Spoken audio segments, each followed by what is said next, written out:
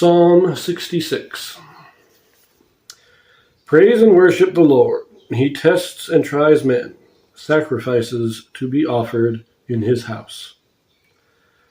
To the chief musician, a song or psalm. Make a joyful noise unto God, all ye lands. Sing forth the honor of his name. Make his praise glorious. Say unto God, how terrible art thou in thy works.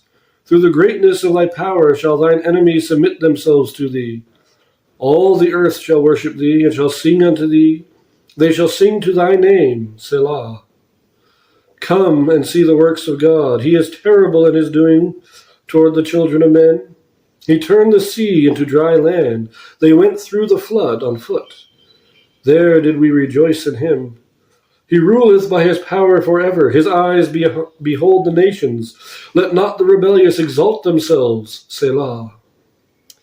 O bless our God, ye people, and make the voice of his praise to be heard, which holdeth our soul in life, and suffereth not our feet to be moved. For thou, O God, hast proved us. Thou hast tried us as silver is tried. Thou broughtest us into the net. Thou laidest affliction upon our loins. Thou hast caused men to ride over our heads.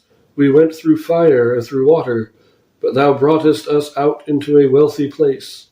I will go into thy house with burnt offerings. I will pay thee my vows, which my lips have uttered, and my mouth has spoken when I was in trouble. I will offer unto thee burnt sacrifices of fatlings with the incense of rams. I will offer bullocks with goats, Selah. Come and hear, all ye that fear God, and I will declare that he hath done for my soul. I cried unto him with my mouth, and he was extolled with my tongue. If I regard iniquity in my heart, the Lord will not hear me. But verily God hath heard me. He hath attended to the voice of my prayer. Blessed be God, which hath not turned away my prayer, nor his mercy from me.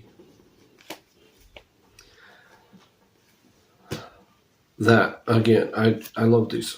But the reference to the Dead Sea, the parting of the sea, and the time in the desert, this seems to have been written at least during the time of the Judges, probably early on during the time of the Judges, by somebody who remembered that event, those events, or at least somebody close to those events. So, but, and I love that ending there, that last thing. If I regard iniquity in my heart, the Lord will not hear me. But up to this point, he has been so merciful, he's been so great to me. I love this.